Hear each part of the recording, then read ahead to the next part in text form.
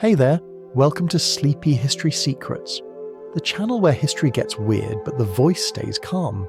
Tonight we're wandering far from cities, palaces and candlelight.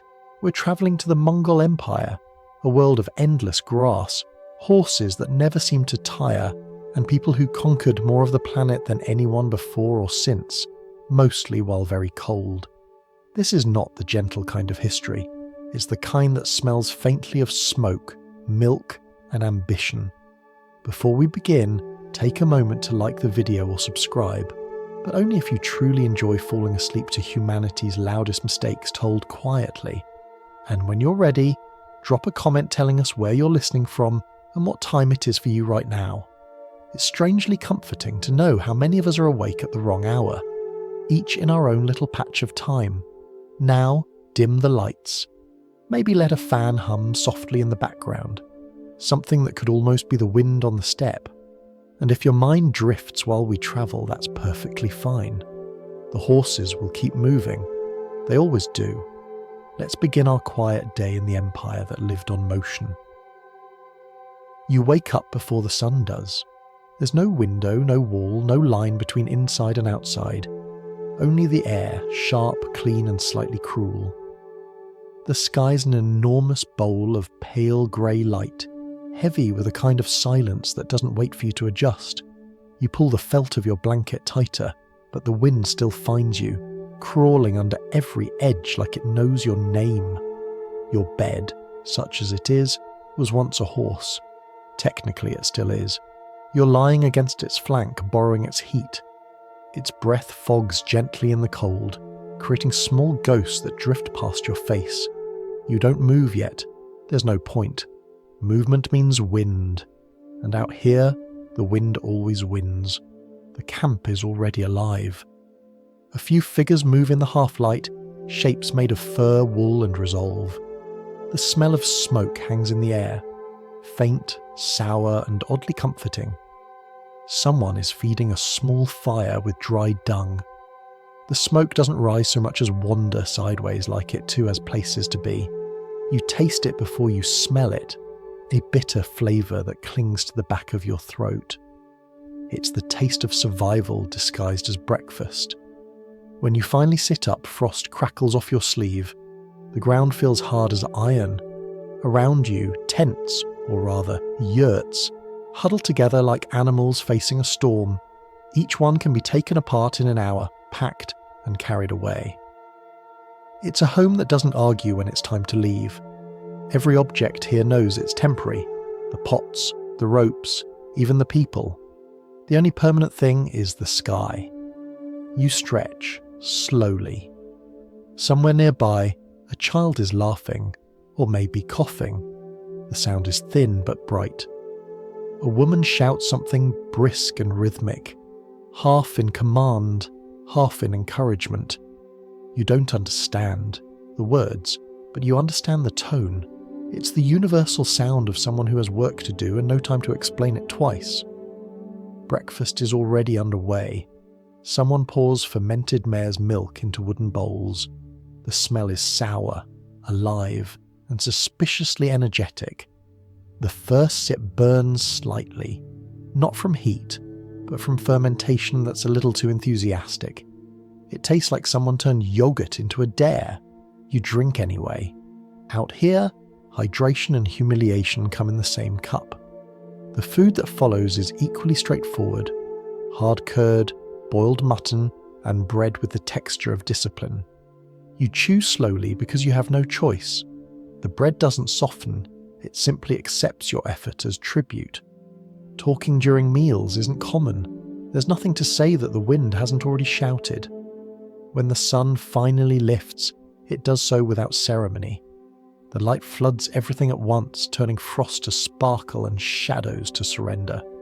You see the plain stretch out in every direction, a sea of dry grass, rippling gold against the blue sky.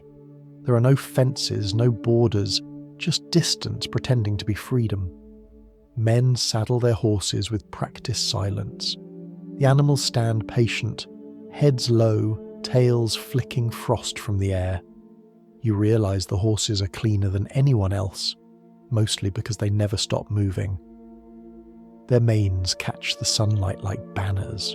One snorts, another stamps, and the whole camp seems to exhale with them. Motion is the first prayer of the day. A young rider passes you, balancing a bow nearly his own height. His expression is calm, almost bored, like someone on his way to a routine conquest. You think about your own morning routine, coffee, maybe a phone alarm, and decide you wouldn't last past breakfast. Nearby, a man tends to a falcon perched on his arm. The bird blinks, proud and unimpressed, its feathers ruffled by the same wind that chews at your ears. The man feeds it a scrap of meat, murmuring something that might be affection or instruction. It's hard to tell the difference here. Everything that lives is either tool or companion, sometimes both, sometimes neither. By mid-morning, the yurts begin to collapse. Walls come down with the ease of the long practice. The camp becomes motion again. Wagons loading, ropes tightening, children bundled like parcels. No one rushes, but no one hesitates. The entire community folds itself into readiness. It's not chaos. It's choreography written in dust. You notice that no one looks back at where they slept. The ground will forget them by noon anyway. A few ashes, a hoof print, a piece of grass bent the wrong way. That's all that remains. The empire moves because the land refuses to hold it still. As you mount your horse, or try to, you realize how far balance is from grace. The saddle creaks. The horse shifts. You reconsider every decision that brought you here. Around you, riders wait with the relaxed focus of people who've been doing this since before memory began. They don't shout. They simply ride. Within minutes, the entire column stretches across the horizon, dissolving into the shimmer of the steppe like a moving mirage. The air is full of motion, hooves, wheels, laughter, and the faint jingling of harness bells. Dust rises behind you, turns gold in the light and settles nowhere. You're part of it now, one more blur in the Empire's endless morning. You glance back once, but there's nothing left to see. The camp is gone. Only the wind remains, reshaping everything it touches. You feel small, cold, and astonishingly alive. Somewhere ahead, the Khan's orders are already in motion, messages racing from rider to rider, covering miles faster than news could ever travel again. This is how a day begins here, not with ceremony, but with velocity. The Mongols don't wait for history, they outrun it. The sun is now fully awake, and so, apparently, is everyone else. The morning begins not with quiet reflection or coffee, but with motion that looks almost instinctive. Around you, the camp is dissolving itself. The yurts, those perfect circles of felt and patience, start to collapse one by one, as if the ground itself has decided to tidy up. There is no shouting, no panic, just a rhythm older than architecture. Poles slide out of sockets with soft wooden sighs. Felt walls fold into tidy bundles. The sound of ropes tightening fills the air, a kind of music made by necessity. Every hand moves with purpose. Even the smallest children know their part in this great daily disassembly. You try to help and immediately realize how unnecessary you are. A woman half your size lifts a beam longer than she is tall. A boy carries 3 saddles at once. Someone takes the pot you were attempting to fold. Yes, the pot. And does something with it that makes sense only in a language of experience. Within moments, what had been a village turns into an orderly pile of belongings ready to move. This is not laziness disguised as minimalism. This is survival through portability. Nothing here owns the land. It only borrows it until the grass is gone. When the horses have eaten their fill, the people move on, following the pastures as though the earth were breathing, and they simply exhaled in time with it. You start to notice the beauty in the efficiency. Each item has exactly one purpose, and yet it fulfills a dozen more. A saddle blanket becomes a coat, a rope becomes a leash, a belt, a hinge, and occasionally an argument. Even the hearthstones are round, so they roll easier when it's time to leave. The air smells of smoke, sweat, and milk. Horses stamp and snort impatiently. They know what comes next. Movement, endless and necessary. You find yourself admiring how calm everyone is. They're not rushing to escape. They're simply continuing a conversation with the horizon. The Mongols do not travel to reach. Somewhere. They move because that is what life does when it refuses to freeze. As the first wagons creak forward, the sound is low and rhythmic, like a giant heartbeat rolling across the grass. You realize that every part of the caravan fits together like the gears of a massive living machine. Horses pull carts that carry other horses. Goats wander between wheels without getting crushed. Children ride on top of bundles, laughing, faces turned to the wind. If there's fear of the long journey ahead, it's hidden under layers of habit. The wind, of course, never helps. It always blows against you, carrying the smell of yesterday's ashes and tomorrow's dust. You try to shield your face with your hand, but the cold slips between your fingers anyway. It's the kind of wind that doesn't knock you down. It just reminds you that you belong to smaller things than you thought. A man beside you hums a tune. It's not cheerful exactly, but it has that strange steady beat that feels older than memory. It might be a prayer or just a reminder to breathe in rhythm with the horses. The hum blends with the creak of the wagons and the occasional whistle used to guide the herd. In a strange way, it's soothing. Civilization hums, but the steppe sings. By now you've accepted that the day's first real challenge is not hunger, but balance. Riding is not what you imagined. It's not noble or cinematic or even comfortable. The saddle feels like a question you can't answer correctly. Your legs are already beginning to negotiate with your spine for separate living arrangements. The horse, patient but unimpressed, moves forward without asking your opinion. You look around and realize that everyone is multitasking on horseback. Someone is eating, someone else is braiding rope, another person is adjusting a bowstring while galloping. You, meanwhile, are trying not to fall off. The phrase "walking is for prisoners" suddenly makes perfect sense. The Empire doesn't slow down for people learning. It just assumes you'll either adapt or become part of the landscape. The caravan moves as a single thought. Scouts ride ahead to check water sources and grazing fields. Behind them, herders guide flocks of sheep and cattle, mobile refrigerators with opinions. The families follow, surrounded by dust that glows golden in the sunlight. Behind it all, merchants and smiths bring up the rear, their carts stacked with pots, hides, tools, and pieces of the next settlement waiting to happen. It's all strangely quiet. The Mongols don't waste breath on chatter. Words are used like arrows, rarely, and only when necessary. Communication happens through gestures, the tilt of a chin, the flick of a rein.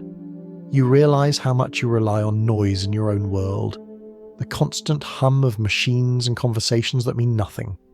Out here, silence is language. You start listening differently.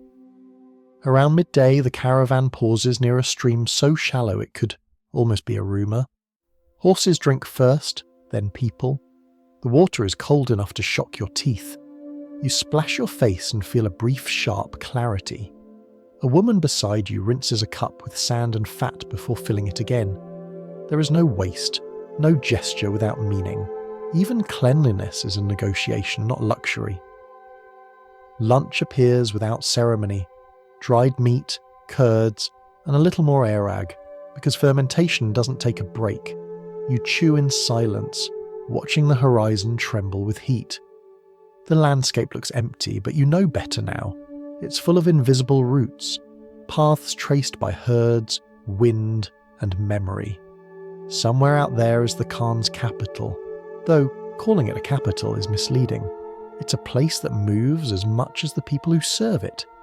You think about what home means when home fits on a cart. Maybe permanence was never the goal. Maybe stability is just an expensive version of standing still. The Mongols don't build cities because cities build walls, and walls get in the way of the sky. Here, the sky is everything. It tells you the time, the direction, and sometimes, if you listen carefully, the mood of the day. When the break ends, the wagons creak back into motion. The herd flows forward like a river that doesn't know the word stop. Dust rises again, soft and glowing. The sun begins to lean westward, but no one looks tired. The people around you have measured their strength by seasons, not hours. Time here doesn't tick. It breathes. You glance back at the track the caravan has left behind. There's no clear path, just a swirl of prints and pressed grass already springing upright again. Within a day, even that will vanish. The land remembers nothing, and that's the secret. The empire endures precisely because the land refuses to. By evening, the horizon blushes gold, and shadows stretch long, like tired spears. The wind quiets for a moment, as if giving you permission to rest. You realise you've been part of a choreography you never learned, the daily performance of motion as faith. When the sun sinks, the wagons will stop again, the yurts will rise as easily as they fell, and the world will look new by morning.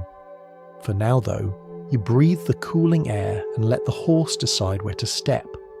The sound of hooves becomes slow, steady, hypnotic.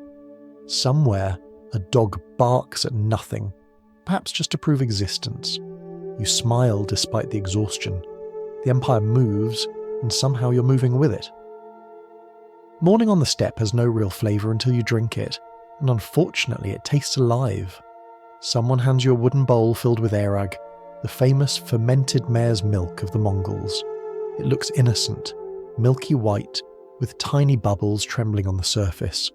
But the moment it touches your tongue, your mouth understands that this is not a beverage. It's an event. The taste lands somewhere between sour yogurt, lightning, and a dare. It's the kind of drink that makes your eyes water slightly, not out of pain, but out of deep respect for anyone who drinks it by choice. You watch everyone around you sip it casually, like it's water, which, out here, it often replaces. The children drink it too, though their faces carry the same quiet suffering you feel. Someone tells you it's good for strength, and possibly courage, though at the moment it feels more like revenge in liquid form. You take another cautious gulp, because it would be rude not to, and because your lips have already gone numb enough that it almost tastes fine now. Food follows in the same spirit, practical, unsentimental, and built for movement. A piece of dried curd so hard you could defend yourself with it. A strip of boiled mutton, chewy as philosophy. Bread so dense it could qualify as a building material. Each bite is a small victory over texture. No one speaks. Meals here are not about conversation or pleasure. They're fuel stops on the road between necessity and endurance. A young herder squats nearby, tearing off chunks of meat with his teeth. His horse waits beside him, as patient as a saint. Every few minutes, the boy offers the animal a handful of dried grass, and the horse chews thoughtfully, as though evaluating the meal's symbolism. You realise that even breakfast is communal. Man, animal, and sky all share the same table, which mostly consists of whatever happens to be under you. You look around and notice there are no plates, no knives, no deliberate ceremony, just hands, bowls, and mutual understanding. Food here doesn't arrive in courses, it arrives in compromises. The fire burns low, fed by dried dung and determination. The smoke smells faintly of milk, earth, and the faint sweetness of grass from 1,000 miles ago. As you chew, someone passes you a pouch of small white pellets. More curd, this time dried until it's practically eternal. You bite into one and immediately understand why Mongol teeth were famously strong. Survival was apparently a dental exercise. The taste is sharp, salty, and surprisingly clean. Like the idea of food distilled into its purest form. You can feel your jaw filing its own opinion. Nearby, a few older riders discuss the day's route. Their voices are low, steady, and completely devoid of worry. The map they consult isn't made of paper, it's the horizon. Landmarks are stories, not coordinates. The hill shaped like a sleeping ox. The river that sounds like wind when it's angry. You realise navigation here is memory, passed down like recipes in other cultures. You half expect someone to say, "Turn left at the star that doesn't blink." The horses, meanwhile, begin to shift impatiently. They know what comes after breakfast. Movement. The Mongols eat quickly because sitting still feels unnatural. Within moments, people are packing again. The fire is stamped out. The ashes scatter into the grass, carried away by the wind that never stops visiting. As you prepare to mount, someone offers you a small leather flask. You hesitate, suspecting another encounter with Erag. The rider laughs, a rare sound on this cold morning, and gestures for you to drink. You do, and this time it's clear water, melted from snow. It tastes impossibly pure, as if filtered through silence itself. You realise that here, water is both rare and sacred, never wasted, always earned. The day stretches before you, endless and open. The grass bends under the wind, turning the landscape into an ocean of movement. Somewhere in that vastness you hear laughter again. Mongols are not grim. They just save their joy for the moments that don't need explanation. A child rides past standing on a horse's back with arms out like wings. No one scolds him. Out here, balance is both education and entertainment. You think about your own breakfasts, how often they came with music, screens, and half-conscious thoughts about work. This, by contrast, feels ancient and deliberate. Every action, from boiling milk to slicing meat, is shaped by the same rule. Don't waste what might save your life later. It's not romantic, but it's strangely comforting. Life here is stripped of excess until only purpose remains. A herder nearby sharpens his knife against a whetstone. The sound is crisp, rhythmic, and oddly calming. The blade glints briefly in the sunlight, and you remember that in this world, a knife isn't a weapon. It's a tool, a utensil, and a symbol of self-reliance. He tests the edge by shaving a sliver of wood, nods in satisfaction, and slips it back into his belt. Nothing here is shiny without reason. The horses begin to neigh, soft but persistent. The noise spreads through the camp like a signal. The caravan is ready to move again. The yurts that were raised at dawn will soon vanish, leaving only circles of flattened grass where warmth once lived. The smell of smoke fades into the wind. You take one last sip of Erag, partly to be polite, and partly to remind yourself that you can. The taste still shocks you, but less than before. You're adapting, one questionable beverage at a time. As the caravan starts to move, the world feels alive again. Hooves drum against the frozen earth, steady and confident. The rhythm becomes hypnotic, the soundtrack of an empire in transit. You feel your body sway in time with the horse beneath you, your mind finally syncing with the strange, practical poetry of steppe life. You realise now that the Mongols conquered the world not through magic or numbers or luck, but through rhythm.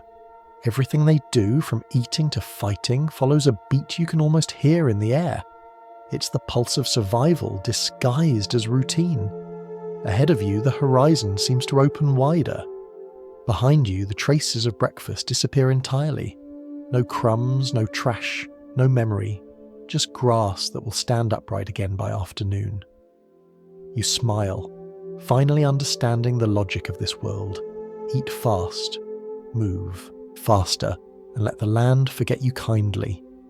For a moment you close your eyes and let the wind hit your face.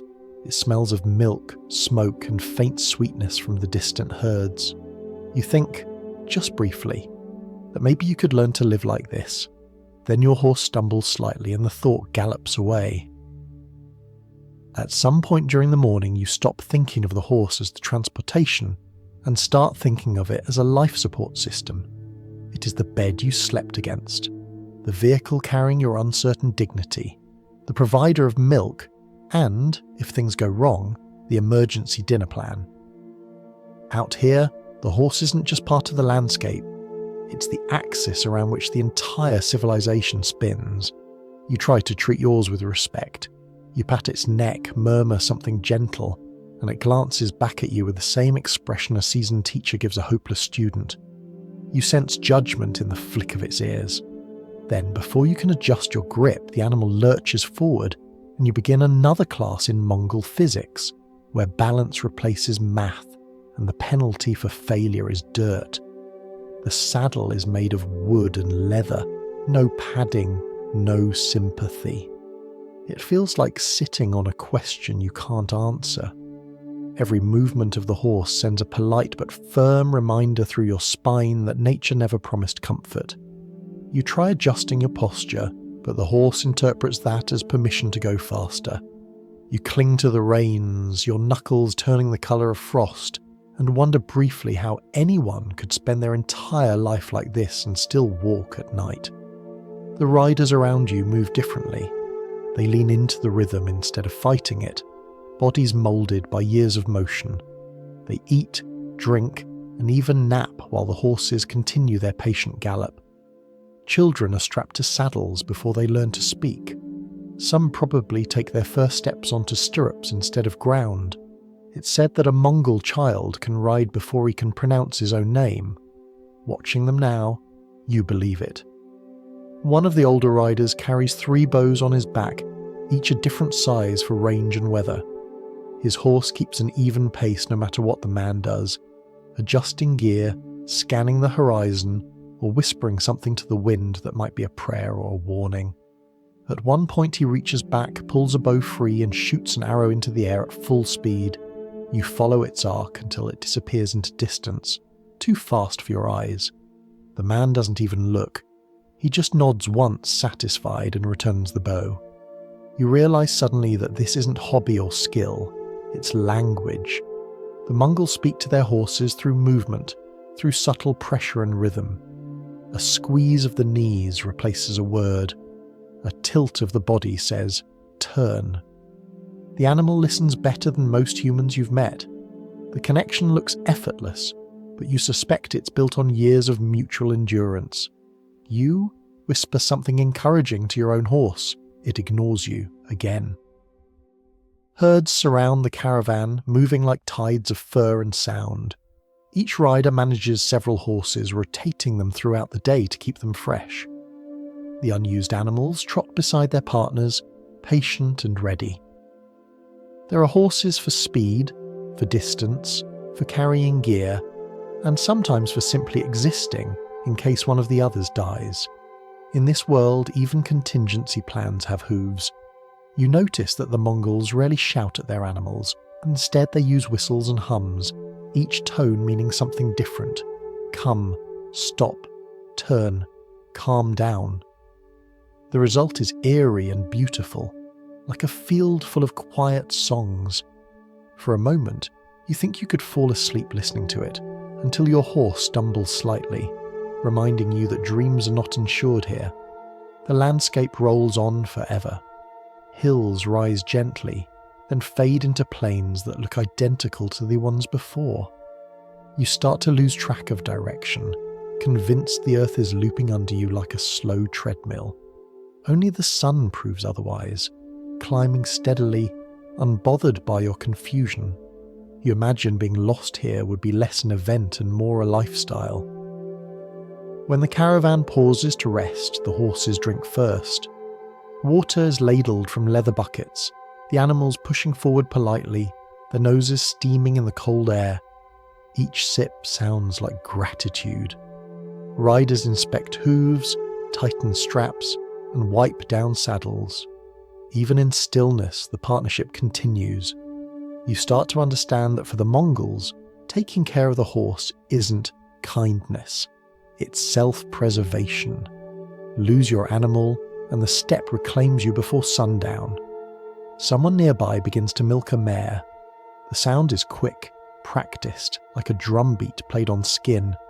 The milk is filtered into a skin bag, then hung up to ferment. The process is constant. There's always another batch in progress. You realise this liquid, the same one you tried not to grimace at during breakfast, is the Empire's heartbeat. It fuels riders, nourishes children, and even doubles as trade currency. In a world where coins are heavy, milk travels lighter. As you watch, a small group of riders prepares to depart early. They're scouts, responsible for mapping the land ahead and finding new pasture. They travel with nothing but bows, spare horses, and faith in the horizon. You can't imagine how they navigate such emptiness. But then you notice the sky again, the vast dome where clouds drift like slow messengers, and you understand.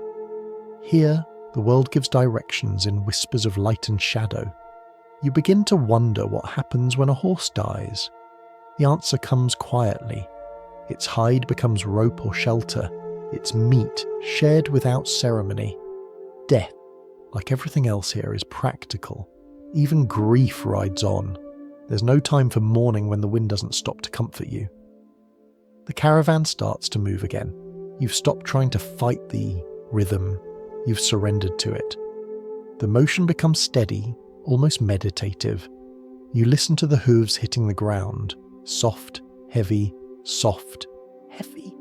A 4-beat drum repeating until the sound stops being sound and turns into time itself. It's easy to see how people could travel for months like this, measuring life not in days but in distances between water and grass. By afternoon, the light changes colour. The sun slants low, and the shadows of the riders stretch long across the steppe, like a procession of ghosts heading in one direction forever. The wind cools again, tugging at your coat and whispering through the mane of your horse. You've stopped noticing the ache in your legs. Pain, like scenery, becomes background. As the sun begins to sink, the lead rider calls a halt. The horses slow, then stop as one, snorting and stamping. Their bodies steam gently in the cooling air, and for a moment the whole world smells of sweat, grass, and smoke. Someone laughs, quiet but genuine, the sound of exhaustion learning to be proud. You slide off your horse and stand on legs that don't trust you anymore. The ground feels unreal, soft, like it's still moving beneath your feet.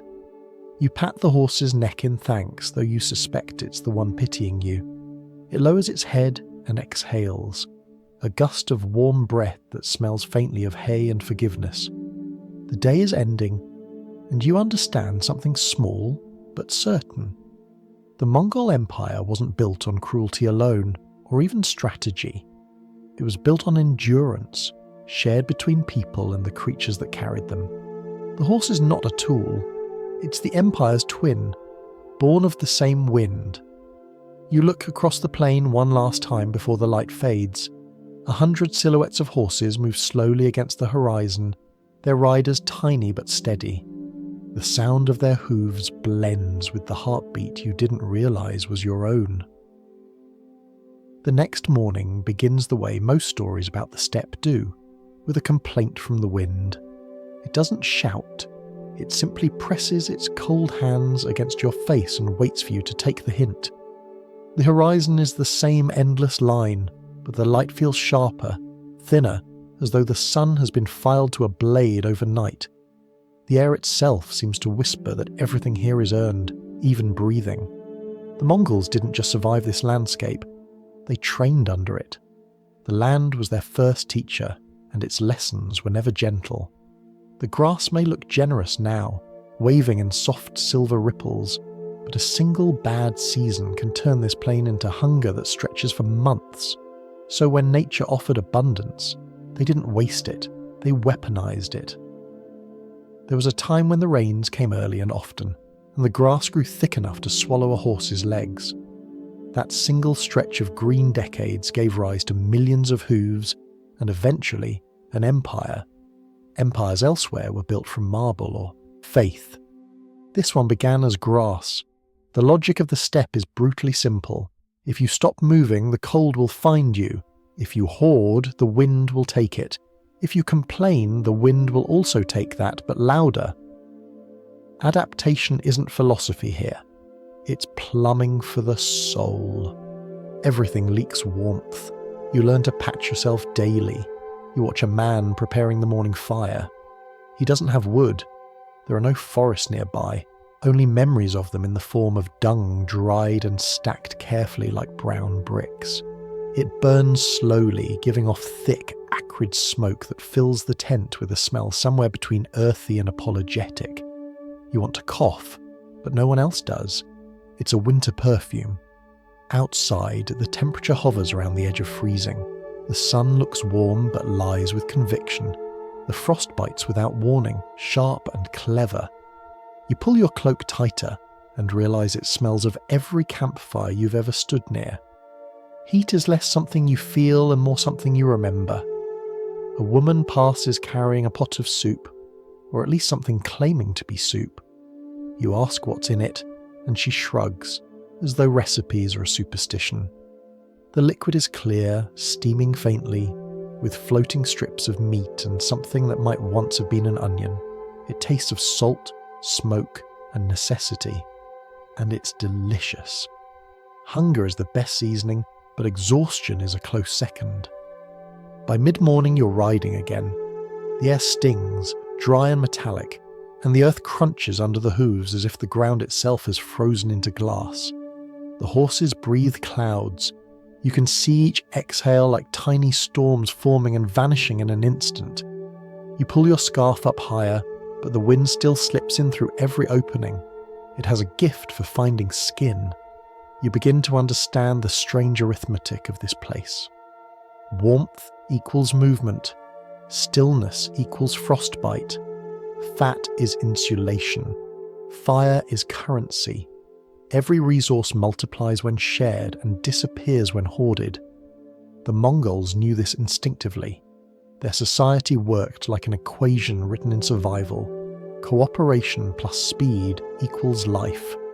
It's the kind of math you feel in your bones before you ever learn to count. You watch as the riders switch horses again, a constant rotation to preserve endurance. Each animal trots forward like it knows its place in an unspoken system. The whole scene moves with the precision of a clock, though no one here owns one. They measure time by the sky, by the tilt of the sun and the colour of shadows. When a shadow stretches to twice the height of a horse, it's time to stop for food. When it disappears completely, you pray you found shelter, before night decides to teach you humility again. The temperature begins to fall as the day leans toward afternoon. You can feel the cold sliding down the light itself, creeping in quietly like a thought you didn't want to have. Riders tighten their cloaks, and children vanish into layers of wool and fur until they resemble small, determined bundles. The air smells of frozen earth, and horses, a scent that strangely now means safety. You notice the way everyone carries fire with them, in small portable stoves made of iron. Sparks are coaxed from flint and steel, but it's more like a prayer than a technique. A spark here means warmth, food, and morale. The trick is keeping it alive against the wind. People guard embers as if they were infants. The smallest coal can relight a dozen fires tomorrow, so they bury it in ash before bed, wrapping the faint glow like a secret they can't afford to lose. As the caravan pauses for a short rest, you hear laughter for the first time all day. Someone tells a joke you can't understand, but the tone is universal. That low, exhausted humour of people who've accepted the absurdity of existence. One rider gestures toward the sky, muttering something about the weather being generous. You glance up at the vast grey ceiling and realise he's serious. This, apparently, is generosity. The sky darkens quickly here. Twilight feels like the world turning off its lamps one by one. When the camp finally stops, the air has gone from cold to personal. The yurts rise again, felt stretched tight to keep out the drafts that always sneak back in. Inside, people cluster around the small hearths, hands outstretched, eyes half closed in relief.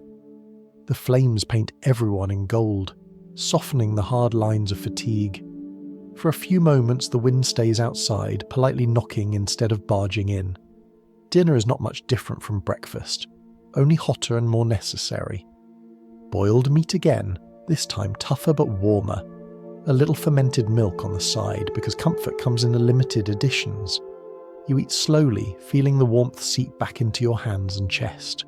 Outside, the wind howls, rearranging the snow into delicate patterns you'll never see, because no one here leaves the tent once darkness wins. Someone tells an old story about a time when the cold froze even the breath of the horses, and the riders learned to listen for the sound of cracking air as they moved. The moral isn't clear, but then again, it doesn't need to be. The story itself is warmth. You find yourself smiling, though you can't feel your nose. Later, lying under layers of felt and fur, you stare at the roof of the yurt. The smoke hole above you shows a slice of sky, black and crowded with stars. They look close enough to hear. The air inside smells faintly of milk, ash, and something animal, but it's better than frost. Outside, the wind moves endlessly, sculpting the land into tomorrow. You realise now that the Mongols didn't conquer the cold. They made peace with it. They learned to fold themselves into the weather's moods until the two became indistinguishable. To them, the wind isn't the enemy. It's just another language to master. As you drift towards sleep, the fire crackles softly, like distant applause for the day's survival. Somewhere beyond the tent, the horses shift, stamping quietly, their bodies giving off little clouds of warmth that fade into the dark. You close your eyes, half convinced that the earth itself is breathing beneath you, slow, deep, indifferent, and eternal. Morning again. The kind of morning that feels less like a fresh start and more like an extension of the night that refused to end. You crawl out of the yurt, rubbing your eyes, and realise that cleanliness here is a philosophical concept. It's not about the absence of dirt, it's about learning to get along with it. The air still bites, the ground still crunches, and you're acutely aware that water, the simplest luxury elsewhere, is a guarded treasure here. What little there is must be boiled, drunk, or blessed. Washing. That's a rumour brought by travellers from wetter lands. Out on the steppe, water is not for vanity. It's for survival. You glance toward the frozen stream nearby, a pale scar in the earth, and understand why no one rushes to bathe. The cold alone could kill your optimism. So instead, cleanliness takes on another form, something pragmatic, even creative. People rub themselves with animal fat mixed with ash or sand. The mixture leaves the skin slick and oddly warm, sealing in what little heat the wind hasn't already stolen. It's not perfume, but it does the job. The smell is part smoke, part leather, part dignity hanging on by its fingertips. When you first see it, you think it's strange. After trying it once, you call it genius. You watch a woman comb her hair with a bone pick, the strokes deliberate and slow. Her hands move with ritual care, separating strands, flicking out dust, braiding again. You realise that grooming here is not about beauty, it's about order. To maintain even a small piece of order in this environment is to push back gently against chaos. It's an act of defiance disguised as routine. There are no mirrors in the camp, just polished metal bowls or pools of water if you're lucky. People know what they look like without needing to check. Their faces are maps of endurance. Sunburned, wind-cut, sometimes soot-streaked, but never unclean in spirit. The idea of dirty loses its meaning when everything around you is equally covered in earth. You try to remember how often you used to shower back home, once a day, maybe twice if you felt civilized. Here, such habits would be considered tragic waste. Even the horses don't get that kind of attention. Instead, dust becomes a kind of protective layer, a second skin that blocks wind and softens cold. You can't fight it, so you learn to wear it. Teeth are another matter. You see an older man scraping his with a stick of aromatic wood, muttering something that sounds like a prayer but might just be commentary on the process. The method is simple. Chew one end until it frays, then brush with it until your gums surrender. The result is oddly effective, though your mouth tastes faintly of bark and regret. Occasionally, when someone loses a tooth, it's treated as a natural event, not a medical emergency. Pain is accepted the way weather is, inevitable, cyclical, and not worth arguing with. There is also a belief, half spiritual and half practical, that washing too often weakens the body, invites sickness, and offends the spirits of the steppe. You can't help but respect a culture that managed to turn necessity into theology. Out here, even the gods understand resource management. As the day warms, meaning it rises from freezing to slightly less freezing, the camp smells of smoke, milk, and horse. It's not unpleasant anymore. It's the scent of life, proof that something is still happening. A rider adjusts his saddle, humming softly. Another sharpens a knife. Children chase each other through the dust, leaving trails of laughter that vanish almost as fast as footprints. You notice that everyone, in their own way, keeps themselves tidy enough to function, never pristine enough to break rhythm. Cleanliness is not an appearance, it's efficiency. Around midday, a pot of water is set to heat over the fire. It's not for bathing, it's for tea. Dried leaves, hard to come by, are steeped until the liquid turns a gentle amber. Cups are shared, rinsed with a pinch of sand and passed again. The tea smells faintly grassy, faintly smoky, and entirely necessary. You sip carefully, feeling the warmth trickle down into the space where your will to live had been waiting. Nearby, a healer tends to a wounded rider. There's no sterile linen, no jars of antiseptic. Instead, she applies a poultice made of fermented dairy and crushed herbs. The scent is alarming, but the effect is miraculous. You watch as she binds the wound with strips of felt and hums something low and soothing. The rider doesn't flinch. You begin to suspect that pain here is treated the way some people treat weather forecasts, acknowledged but never taken personally. Lice are mentioned often but rarely complained about. Everyone has them, the way everyone has stories or scars. They're removed occasionally, mostly out of courtesy, but never with panic. A mother plucks one from her child's collar and flicks it into the fire. The act is so calm it feels almost tender. You realise that disgust is a luxury of abundance. When survival is the goal, small irritations lose their power.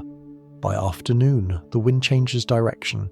It carries with it the smell of rain that won't actually fall.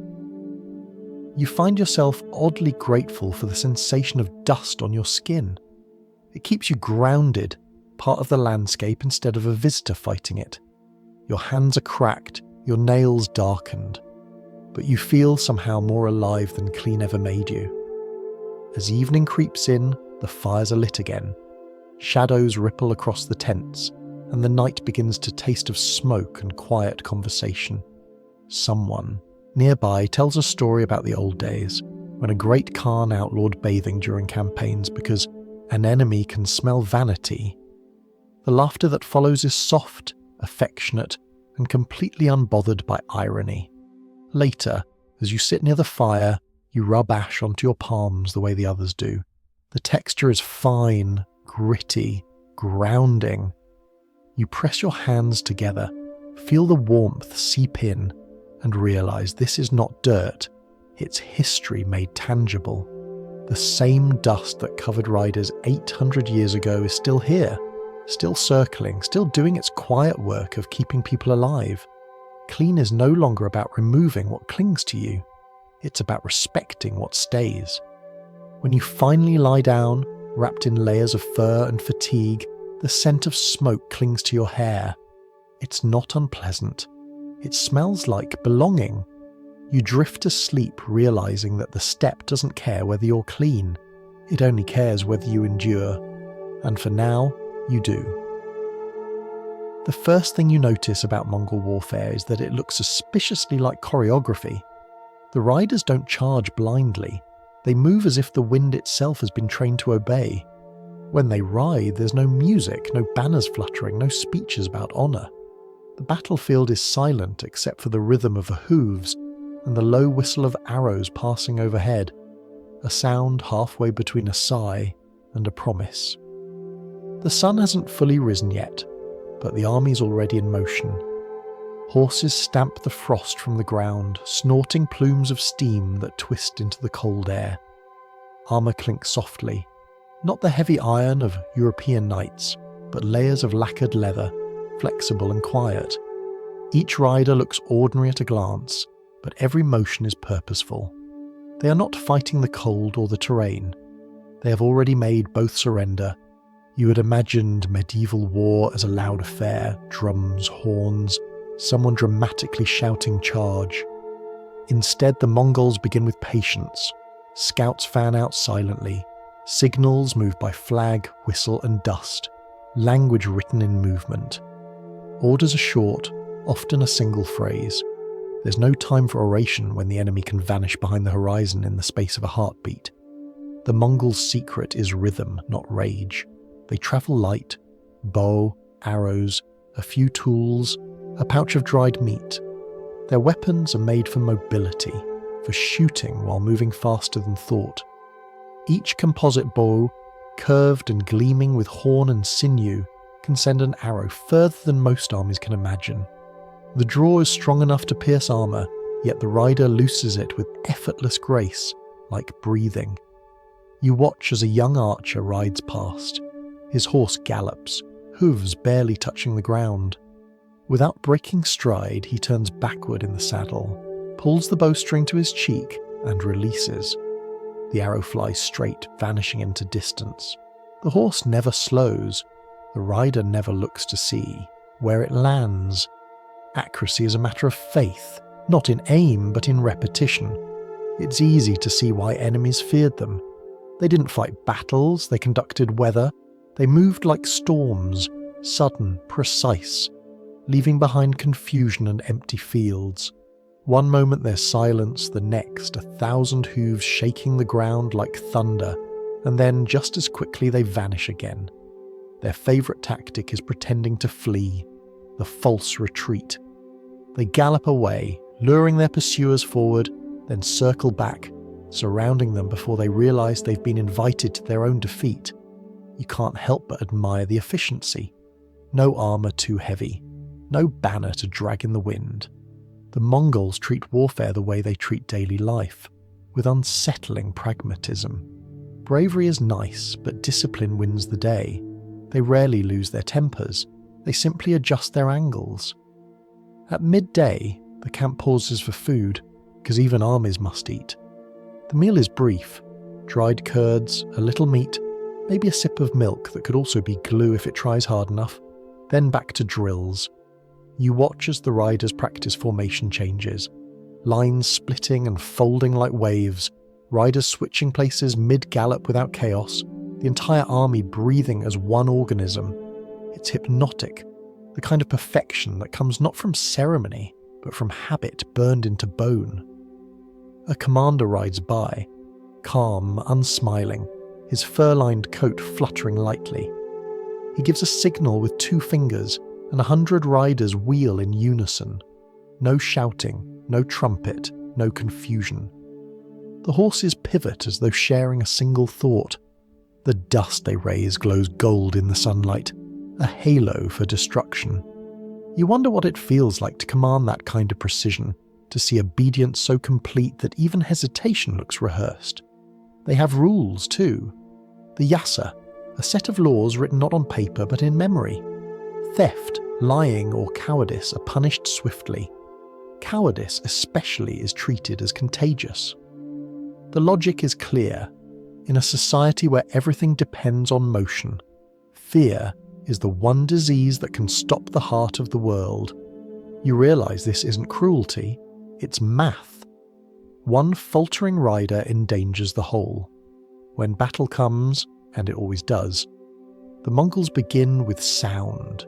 Not battle cries, but drums and horns deep enough to shake the ribs of anyone within hearing. It's less a call to arms and more an announcement that resistance is now a scheduling error. Then, like dust caught in a sudden wind, they scatter and converge.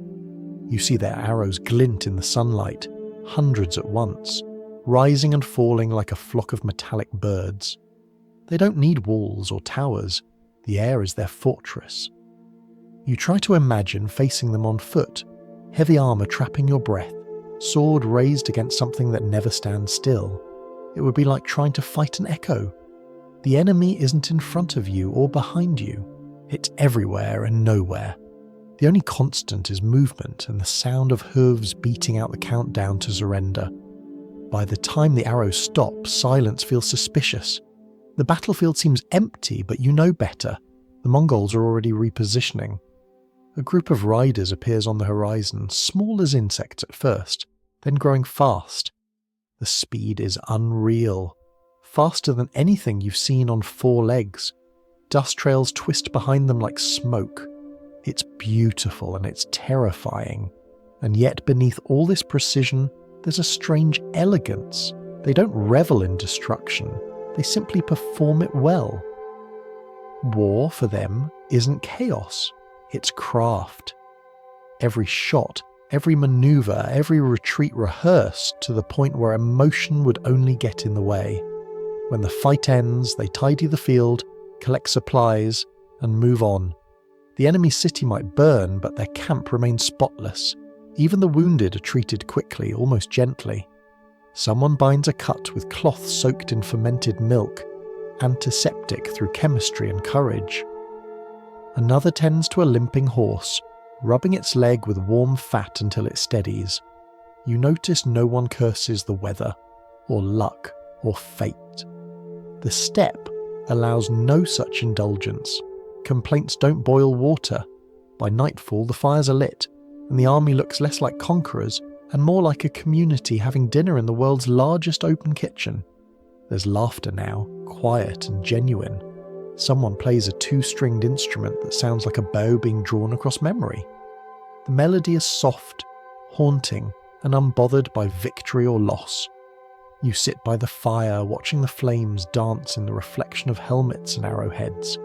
The air smells of smoke, sweat, and something sweet. Maybe tea, maybe triumph.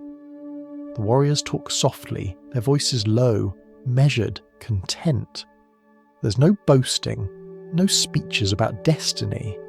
Just the calm satisfaction of people who've done their work well. You realise that to them, war is not a break from life. It's part of it, as natural as hunting, moving, or breathing. And when morning comes, they'll do it all again, not because they crave blood, but because the horizon keeps asking to be crossed. You finish your cup of hot milk tea, close your eyes, and listen to the wind move through the camp. It carries no cries, no screams, just the endless steady breath of a world in motion. The Mongols have mastered something beyond strategy. They've turned war into rhythm, and rhythm, as you've learned, is impossible to kill. By the time the sun climbs past the frost line, the wind has already delivered the day's first lesson. Everything moves fast out here, even justice. The Mongol Empire doesn't run on courthouses or scrolls sealed with wax. It runs on memory, sharp, efficient, and usually fatal. The law travels on horseback and it never loses its way. They call it the yasa. No parchment, no ink, no endless debates about clauses or signatures. Every rule is memorized, spoken, and trusted to survive inside the minds of those who live it. You can't hide from it. The law knows how to ride. It carries itself from camp to camp, tucked in the words of elders, drilled into soldiers, and whispered around fires where even embers seem to listen. The logic is simple. If a thing must be written down to be believed, it's already too weak. Paper burns. People remember. And so the yasa moves through the empire like breath, invisible, constant, and strangely fair. You watch it in action one cold morning. A rider stands accused of stealing a horse from his comrade. In other places, this would mean hearings, testimony, perhaps a fine, perhaps a bribe. Here, it means silence. The crowd gathers in a loose ring. The accused kneels. The commander doesn't raise his voice, he doesn't need to. The sentence arrives before the messenger. The punishment is swift, precise, and oddly enough expected. No one argues. Justice here isn't a debate, it's gravity, and yet it's not arbitrary. The yasa is clear on balance. Theft, lying, betrayal, cowardice. All are treated with the same severity whether you're a prince or a herder. Equality before consequence. In a world built on hierarchy, that feels almost revolutionary. Equal opportunity terror, you think, though you wisely keep it to yourself. For every act of discipline, there's also structure. The Mongols believe order is the only antidote to chaos. Every man knows his place, his duty, and the cost of failing either. Armies function like finely tuned instruments. One broken string, and the whole melody falters. To prevent that, they tune the players daily. You begin to notice how the law lives in small gestures, not proclamations. A soldier gives his share of meat to a comrade who lost his horse, not charity, requirement. A merchant dividing profits with the family of a fallen guard, not kindness, regulation. The system works not because people are good, but because they understand the cost of pretending otherwise. Out on the steppe, there's no time for bureaucracy. Paperwork doesn't survive the wind. Instead, the Mongols developed something better, trust reinforced by terror. Orders are short, almost poetic. A commander once said that too many words slow a horse. You start to suspect that philosophy here is built entirely around speed. The punishments, however, are not cruel for the sake of spectacle. They're reminders. A thief loses not just property, but reputation. A liar loses the right to speak in councils. Execution is reserved for those who betray the unity of the horde. A concept that stretches beyond politics into something spiritual. Betrayal breaks rhythm, and rhythm is sacred. And then there's the Khan himself, the living centre of this law. He doesn't rule from a throne of gold, but from within a moving city of tents. His voice is soft, measured, and final. When he speaks, the silence that follows is not fear exactly, but recognition. People listen the way sailors watch the tide, knowing one mistake in reading it could drown them. You hear a story whispered around the evening fire. Once, a man disobeyed an order during a campaign. Not out of rebellion, but confusion. The Khan heard his case and said, "Confusion is the same as hesitation, and hesitation is death." The next morning, the man was gone, and the camp moved on. The lesson remained long after the footprints disappeared. Still, there's a strange kind of mercy built into this machine. If you serve faithfully, if you obey, if you deliver, you're rewarded with security rare for the age. Merchants can cross the empire from the Yellow Sea to the Black Sea without fear of bandits. Villages thrive under the same peace bought by obedience. Roads stay open, and trade flows faster than rumour. The same system that terrifies also protects. It's an elegant contradiction. Tyranny with a stable postal service. You begin to see that the law here isn't about morality. It's about mathematics. Every offence disrupts balance, and every punishment restores it. In this cold, vast world, even justice has to move efficiently. There's no room for grudges. A dispute settled is a road cleared. The steppe has no patience for paperwork, but it adores order. As dusk approaches, the commander walks the camp. No scrolls, no guards with torches, just a man with memory. He checks the lines, nods at the guards, and listens to the night settling. You can tell from his calm that everything is in its place. That, more than any speech, is proof that the yasa works. Discipline is silent when it succeeds. Later, sitting by your own fire, you think about laws where you come from. The endless rules, the loopholes, the polite excuses. Here, there's no loophole, no appeal, no fine print. You almost envy the simplicity. One law, spoken clearly enough that even the horses seem to follow it. You start to understand why obedience feels comfortable here. It removes the burden of choice. The night deepens. A gust of wind rolls through the camp, scattering sparks into the dark. For a moment it looks like the stars are falling back to Earth, one spark at a time. You realise that this too is a kind of law, not written, not enforced, but universal. Everything that rises must return. Everything that breaks rhythm must be brought back into time. Somewhere in the distance, a wolf howls, a lonely voice testing the boundaries of courage. No one stirs. The guards stand still, the fires glow steady, and the Empire keeps breathing in its sleep. Justice, like the wind, never stops moving.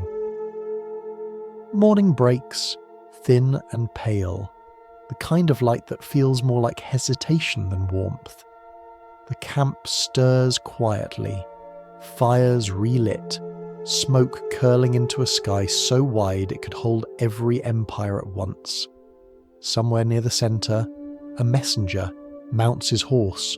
His saddle carries no decoration, only a small wooden tube tied to its side.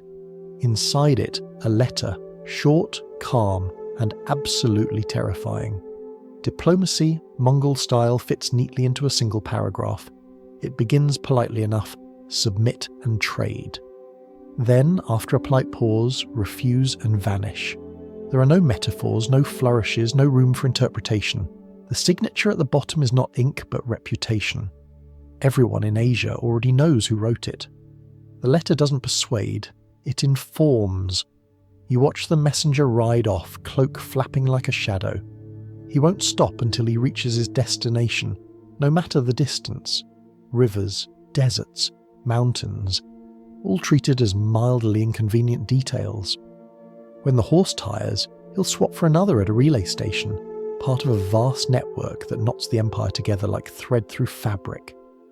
Messages here move faster than most armies can. It's almost unfair, but that's the point. The Mongols believe that communication is simply another form of conquest. Words, like arrows, travel further when released cleanly. A badly worded letter can cause more trouble than a bad battle. That's why their envoys are trained as carefully as their archers, every gesture, every word measured. A bow too shallow might mean disrespect. A sentence too long might sound like doubt. Diplomacy is a weapon that requires posture as much as precision. In this system, misunderstanding is not tolerated, mostly because no one survives long enough to repeat it. You can admire the efficiency. No treaties drag through committees, no envoys waiting for permission to use adjectives. The Empire's foreign policy could be printed on a single banner. Clarity saves lives, and yet it works. Merchants travel safely from China to Persia, carrying silk, spices, and news. Caravans move under the Empire's protection, crossing lands that, before, had eaten traders alive. Even cities that once trembled at the sight of Mongol banners now welcome their envoys, eager to pay tribute and stay visible on maps. Ironically, it's the simplicity that breeds trust. You always know where you stand, either inside the empire or under it. The messenger you saw earlier will arrive at some distant palace by sunset, or what passes for sunset in this endless sea of steppe and sand. He will dismount, hand over the scroll and wait. The ruler on the receiving end will read it slowly, probably twice. Some will see the chance for profit, others will see an obituary written in advance. Either way, decisions happen quickly when the Mongols are the ones sending mail. You imagine that letter, carried across mountains and deserts, the parchment warm from the messenger's body heat, the ink steady, the words still sharp. It's not just an invitation, it's geography in written form, each sentence redrawing borders before any arrow is loosed. Somewhere behind all this, a scribe prepares copies in other languages, Arabic, Persian, Chinese, because even domination appreciates translation. Each copy keeps the same tone, courteous, absolute, final. It's the literary equivalent of someone saying, "We'll be arriving shortly. Please tidy up your walls." You sit by the fire that evening watching another messenger return. His horse foams at the mouth, its flanks are streaked with salt from sweat. The man dismounts, exhausted but calm. He hands his report to a commander, no words, just a gesture. The commander reads, nods once, and tosses the message into the fire. The ash rises, caught by the wind, and disappears into the dusk. Communication completed, archive destroyed. You realize that, for the Mongols, The act of sending a message is more important than keeping one. Letters are meant to move, not linger. Their empire is too alive for paperwork. The steppe doesn't hold still long enough for filing cabinets. The horizon itself is their inbox. Later that night, a few envoys gather around the communal fire. Their faces are lined not with age but distance. You can tell they've spent years navigating other people's tempers. One of them recounts a story, half boast, half warning. A small city once sent back a Mongol letter unopened, claiming arrogance. The response came 3 weeks later, in the form of an army large enough to make humility fashionable. The city learned 2 lessons: never ignore the mail, and never assume politeness is weakness. There's humour in the story, the kind that tastes like smoke and relief. Even the Mongols laugh, but it's the quiet kind. Not mockery, just the sound of people who understand how predictable humans are when given options that end badly. You laugh too, softly, mostly because it feels safer to join in. As the night deepens, you study the couriers preparing for their next journey. They pack light: a bow, a few arrows, a flask of milk, and the Empire's reputation in their saddlebags. They travel in pairs or trios, each riding until exhaustion, then swapping mounts at the next station. You ask how far they can go in a single day. The man nearest you smiles and says, "As far as news needs to travel." It's not an answer, but somehow it feels exact. You start to think that perhaps the real strength of the Mongols isn't in their armies, but in their sentences. They conquered not only space, but misunderstanding. They turned the vast silence of the steppe into a communication network, more reliable than most modern friendships. Out here, even words gallop. By dawn, another rider is already disappearing into the light, carrying another short letter that will either open doors or erase them. The camp watches him go, not with worry, but with a kind of quiet pride. The Empire moves again, word by word, horse by horse, promise by promise. You can almost hear the message in the rhythm of hooves fading into distance. We come bearing trade, peace, and a reminder that both have expiration dates, and as the wind picks up, scattering ashes and laughter in equal measure, you find yourself admiring the precision. Empires everywhere love to speak of diplomacy, but only one ever managed to make it sound like poetry carved into motion. There's a moment every empire reaches when words no longer travel fast enough. When diplomacy runs out of breath and the message must be delivered through louder instruments. The Mongols reach that moment often. They call it siegecraft, but it's less about walls and more about persuasion conducted through architecture. The first time you see them prepare, it feels like watching a moving forest.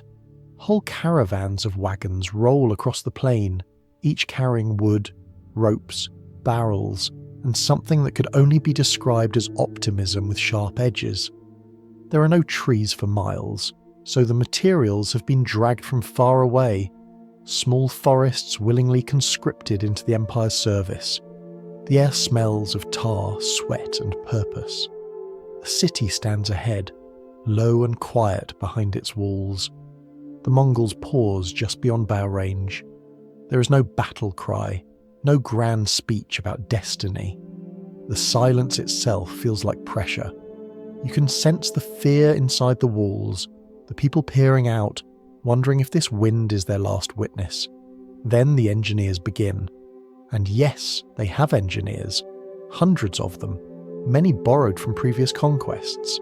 Captured craftsmen are rarely executed, they're promoted. If you can build something useful, you are worth more alive than defiant.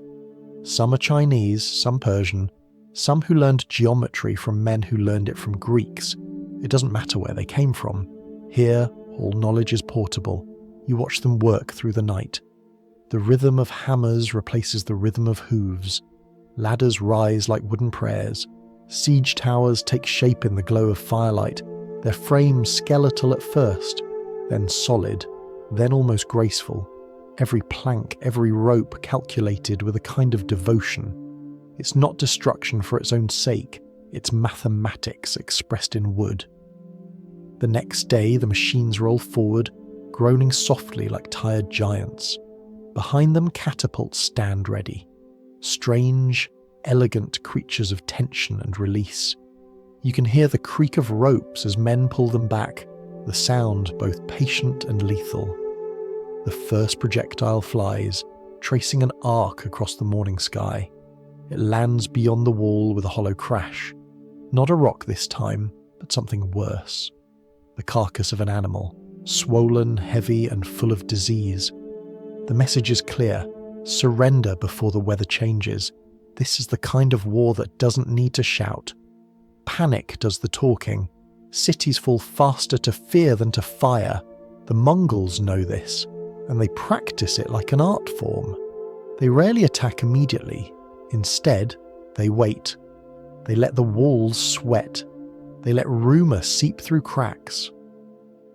By the time the gates finally open, resistance feels redundant.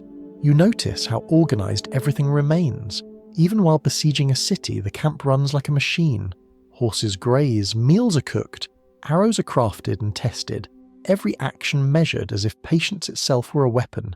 It's strangely calm, the kind of calm you find right before a storm that knows exactly where it's going. When the attack finally comes, it's not chaos. It's music played at full volume. Drums roll, horns bellow, and the air fills with smoke so thick you can taste it. The towers move closer, wheels grinding over broken ground. Archers climb to the top, their silhouettes outlined in flame. Below them, ladders rise, ropes swing, voices merge into one continuous hum of determination. You stand back, half in awe, half in disbelief. The Mongols make war look almost civilized. There's no unnecessary cruelty, no wasted motion. They don't burn for pleasure, only for punctuation. Each fire means something, a signal, a warning, a closing statement. Their version of diplomacy doesn't end with negotiation, it ends with reconstruction. Inside the city, panic blooms. You can hear it. The shouts, the running feet, the sound of fear trying to organise itself. But it's too late. The walls crumble not from power but from inevitability. One gate falls, then another, and the city exhales defeat. The Mongols ride in quietly, no cheering, no victory songs. To them, conquest isn't celebration, it's paperwork completed. What happens next is perhaps the strangest part. By evening, fires are put out, looting forbidden, and guards posted to protect the remaining population. Markets reopen by the next sunrise. Merchants are called forward, artisans identified, and temples left standing, mostly. The same hands that built siege towers now build bridges. The same minds that plan destruction plan restoration. The Empire doesn't want ashes. Ashes don't pay taxes. You realise how consistent this pattern is. Destruction is just the first draft of order. They burn, they rebuild, and the rebuilt version often functions better than before. There's a grim efficiency to it, as though the Empire believes that everything, even ruin, should serve a purpose. A commander oversees the repairs, his face expressionless. He gives orders softly, like a man directing traffic, not destiny. His soldiers obey without hesitation. You see a child carrying bricks beside her mother, both calm, both unafraid.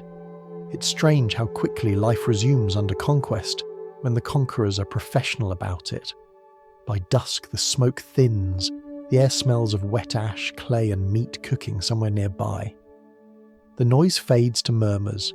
The city, now technically new, lies under a different flag but the same stars. From the distance you'd never know anything had changed. That, perhaps, is the truest measure of conquest. Not how loudly it begins, but how quietly it continues. You sit on a broken wall watching the last catapult being dismantled.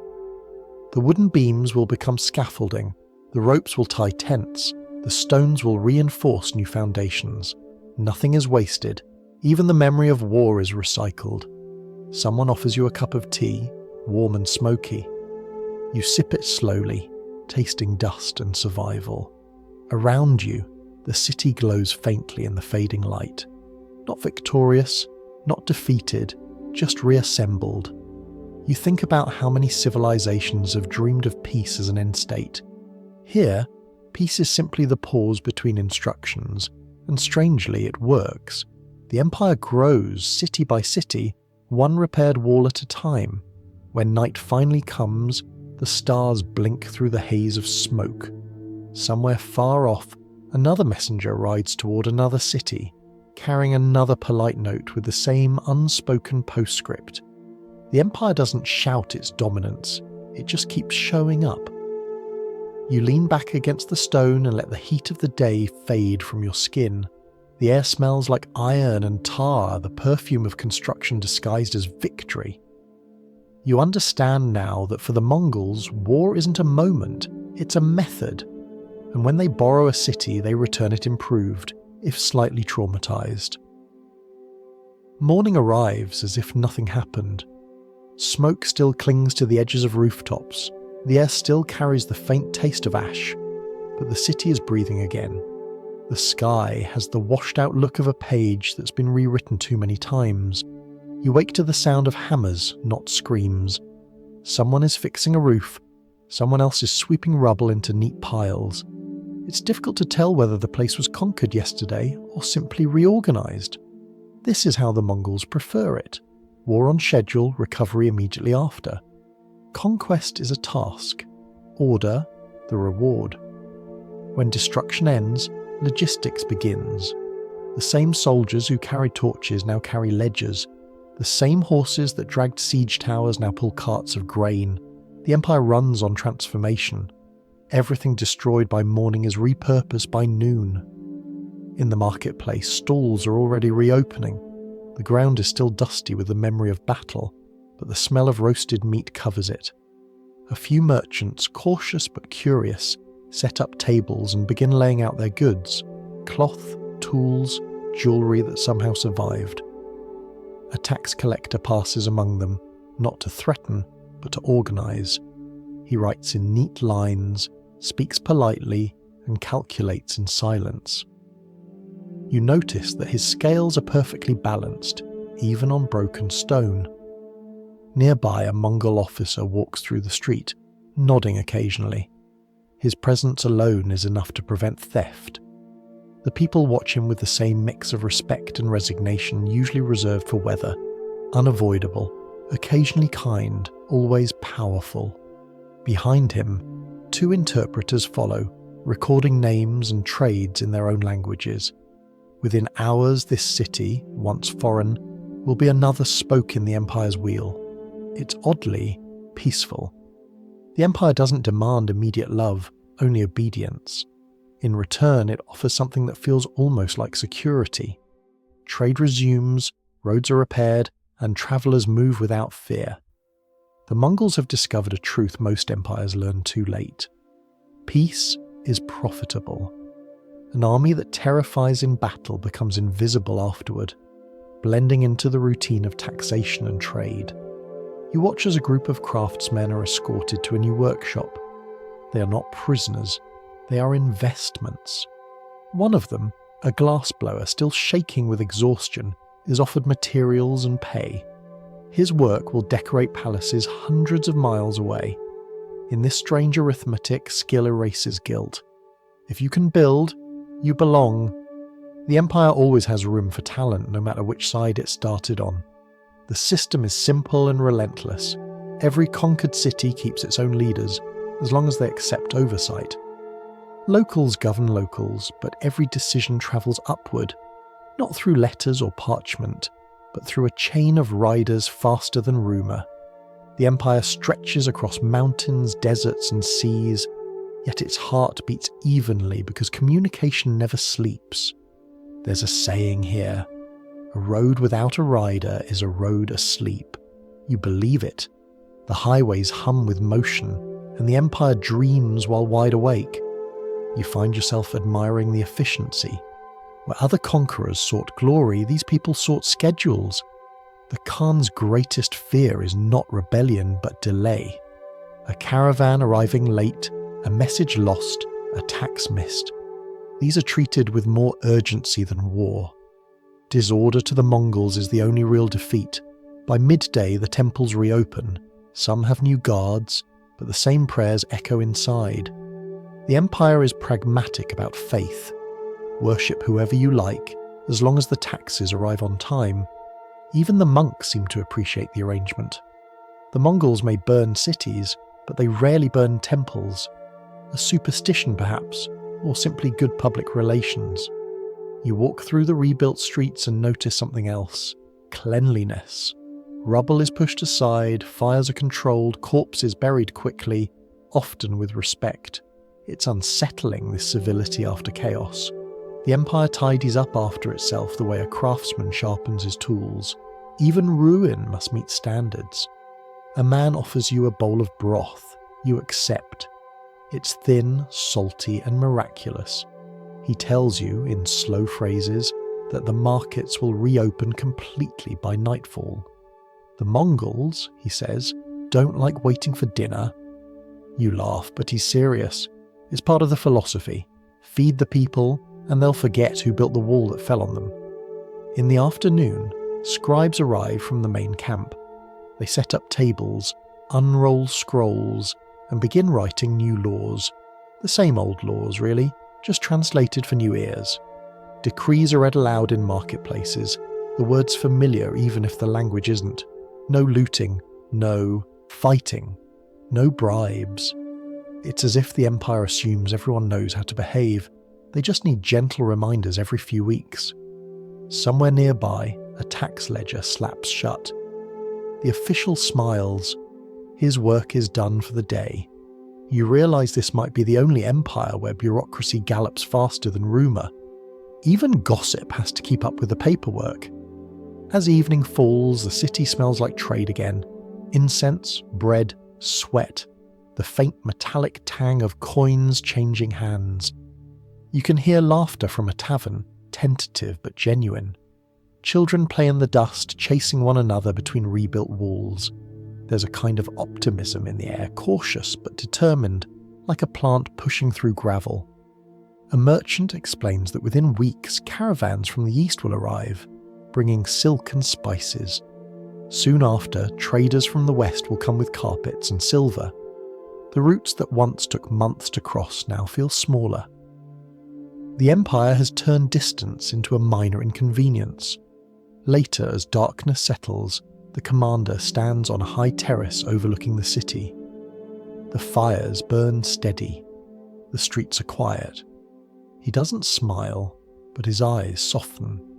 He knows that by morning this place will be another ordinary dot on the map, a functioning piece of something vast. His job, like the empire's, is to make victory look uneventful. You sit on the same wall where yesterday's siege began. The stones are warm from the day's sun.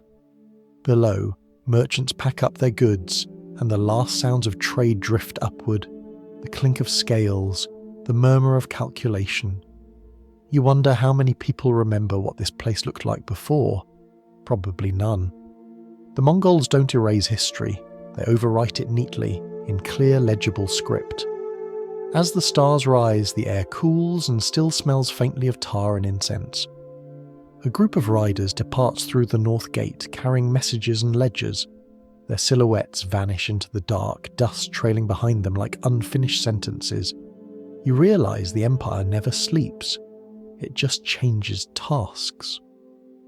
You close your eyes and listen to the city breathing. Rebuilt, reordered, perfectly alive again. The empire has done it once more. Destroyed the world before lunch and fixed it by dinner. Morning returns softly this time. No thunder of hooves, no sound of orders rolling through the air, just the quiet domestic hum of the empire at rest. The smell of milk warming over coals drifts from one tent to another. Somewhere, a child laughs. The war drums have gone silent, replaced by the rustle of fabric and the low clatter of pots.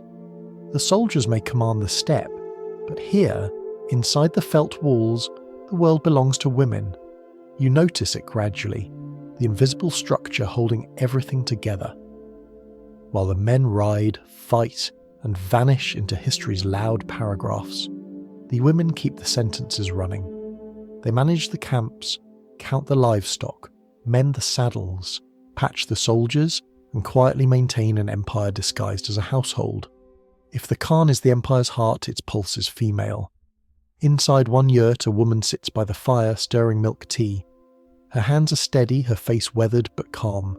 Two younger girls spin wool nearby, their movements rhythmic and unhurried. Every thread that slips through their fingers will soon be turned into ropes, garments, or tent linings. Small necessities that outlast battles. A baby sleeps in a cradle made from horsehair and wood, rocking gently from the tense motion in the wind. The whole scene feels ordinary, but you sense that it's this ordinariness that keeps the extraordinary alive.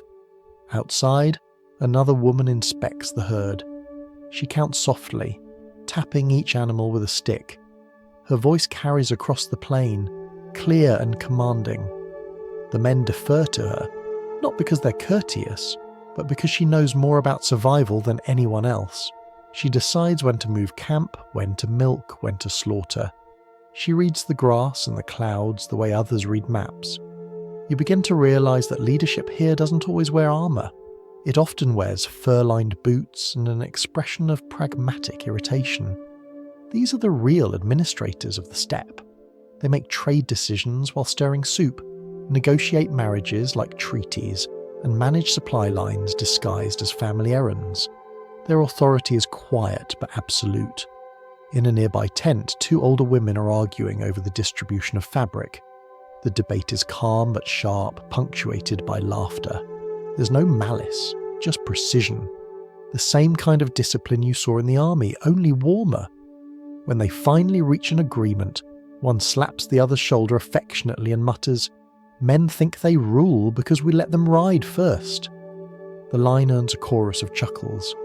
You get the feeling this joke is ancient and still true. There are no idle hands here. Every gesture has purpose. Children learn to ride almost before they can walk, their small legs gripping shaggy ponies while older siblings shout instructions. Teenagers carry water, grind flour, or shape leather into belts. The camp functions like an orchestra that never stops playing. The melody changes, but the rhythm remains constant. In the afternoon, traders arrive from a nearby settlement. The women handle most of the negotiations. Coins, wool, spices, and gossip change hands in equal measure. Deals are made without ledgers or signatures, trust sealed by reputation. You watch one woman trade a single silver ornament for enough flour to feed her household for weeks. Her math is invisible, but impeccable. The trader doesn't even try to bargain. He knows better. At the edge of camp, a grandmother sits surrounded by children, telling stories about the early days, tales of long journeys, of ancestors who crossed deserts guided only by stars and stubbornness. Her voice is low and patient, her words rolling like smoke. The children listen wide-eyed, their breath fogging the air. You can see how history is preserved here, not through books, but through repetition. Every family is a library, and every elder a keeper of unwritten truth. Later, you're invited into one of the yurts for tea. The space inside is warm and alive. The air smells of butter, wool, and smoke. A pot simmers on the fire, sending up a steady hiss like the tent's heartbeat. The woman pouring tea moves with calm authority, refilling cups without asking. Conversation drifts between trade, children, and weather, the three pillars of practical philosophy. When laughter comes, it's soft but certain, the kind that suggests everyone knows exactly how absurd survival can be. Someone mentions the Khan's mother, a woman remembered not for her titles, but for her terrifying efficiency. When rival clans kidnapped her husband, she raised her sons alone, running the camp, managing alliances, and keeping order until they returned. When they did, she handed them back their army, freshly reorganized. "Every great Khan," one woman says, smiling into her cup, "had a grandmother who scared him first." Everyone laughs again, including you, though you're not entirely sure it's a joke. As the day cools, the camp shifts to evening tasks. Fires are lit, pots filled, animals gathered close. You notice that everything, absolutely everything, happens with the same calm rhythm. Even the smallest gestures carry an echo of purpose. A mother braids her daughter's hair while discussing wool prices. Two boys race horses through the fading light, their laughter mixing with the distant bleating of goats. You ask one of the women how they manage so much while their men are away. She shrugs, amused. "The men ride far," she says, "but we ride longer." The words stay with you. Out here, endurance is the highest form of authority. When night settles, songs rise from the tents. Low, melodic and unhurried, they weave through the camp like smoke. The melodies aren't about love or war, but about continuity, the kind of songs that keep the dark from feeling endless. You can tell which verses are about loss and which about laughter, though they sound almost the same. You step outside, the air crisp against your face. Stars spill across the sky, cold and endless. In the distance, horses shift and snort softly. From the tents comes the faint sound of a lullaby, sung by a voice too tired to care whether anyone is listening. The empire might belong to generals and khans on paper, but here, in the firelight and smoke, it clearly runs on different logic. The riders carry messages, but the women carry the world. They manage not through command, but through competence so complete it looks invisible. You think of the laws, the battles, the towers, the conquests, all the things history remembers. Then you glance back at the glow of the camp, at the silhouettes moving quietly around, the fires, and realise that this too is power, the kind that doesn't march or shout, the kind that keeps everything from falling apart. Far away from the wind and the saddle, another empire once woke to the sound of scratching quills instead of hooves. While the Mongols moved across continents with horses and memory, Charlemagne built his empire out of paper, parchment, and patience. It was an empire where silence came from thought, not from frost, where the strongest weapon was the ability to spell justice the same way twice. Imagine it, Aachen in the 9th century. The air smells of ink, beeswax, and old prayer. The sun hasn't climbed above the monastery walls yet, and already a dozen monks are bent over their desks, shoulders hunched like punctuation marks in robes. The only sound is the gentle scrape of quills over vellum, an endless, slow rain of knowledge. They copy laws, psalms, and letters for a ruler who believes that civilization depends on handwriting. Charlemagne himself rises early. He is large, curious, and slightly overworked. He can speak several languages, though he writes with the enthusiasm of a man who loves the idea of literacy more than its practice. He surrounds himself with scholars from every corner of Europe, men with sharp minds, soft voices, and ink-stained fingers. They call it the Carolingian Renaissance, the rebirth of learning in a world that had recently forgotten how to spell its own name. Here, power doesn't ride. It sits, thinks, and issues instructions. Every decree has to be written, copied, and sealed. Messengers on foot carry them between monasteries and courts, the paper equivalent of a slow heartbeat. For the first time in centuries, laws are standardized. You can almost hear civilization clearing its throat. The Mongols used memory, Charlemagne used margins. He demanded every edict be written clearly enough that even his officials could understand it, an ambitious request. His clerks responded by inventing a new alphabet, neat and round, the kind of script that looks polite even when delivering threats. Later, historians would call it Carolingian minuscule, but you might just call it the alphabet of organization. It changed everything. For the first time, letters could travel long distances without being mistaken for modern art. Bureaucracy blossomed. Orders were recorded, taxes collected, prayers standardized. The empire became legible. You can almost see the satisfaction on the monks' faces. After centuries of chaos, the world was finally written down neatly enough to make sense again. Still, this tidy empire had its contradictions. While scribes bent over desks, soldiers marched through Saxon forests, converting entire regions one sword at a time. Charlemagne's letters spoke of unity. His armies demonstrated it. The same hand that commissioned schools also ordered crusades. It's the sort of duality history excels at. Enlightenment, with a helmet on. But for all its iron, the empire's true strength came from ideas, not weapons. Charlemagne believed that learning could hold a realm together longer than fear could. So he opened schools and cathedrals and monasteries, teaching not just nobles, but anyone who could sit still long enough to learn Latin. It was, in a way, Europe's first educational reform. Less romantic than it sounds, but quietly revolutionary. In the scriptoria, where the air always smelled faintly of candle wax and discipline, young monks copied books line by line, word by word, mistake by mistake. There were no shortcuts, no printing presses, no second drafts. Each word was a brick, each paragraph a wall. They were rebuilding civilization with patience instead of mortar. You can imagine the exhaustion. Hours of tracing someone else's sentences until you begin to dream in ink. One monk writes a report to the emperor about the progress of a new grammar textbook. Charlemagne replies, politely but firmly, that clarity is next to godliness. It becomes an unofficial motto. Over time, the emperor's obsession with order seeps into everything: architecture, music, education, even etiquette. The empire becomes a cathedral of organization, each part humming in harmony, each rule written twice just in case.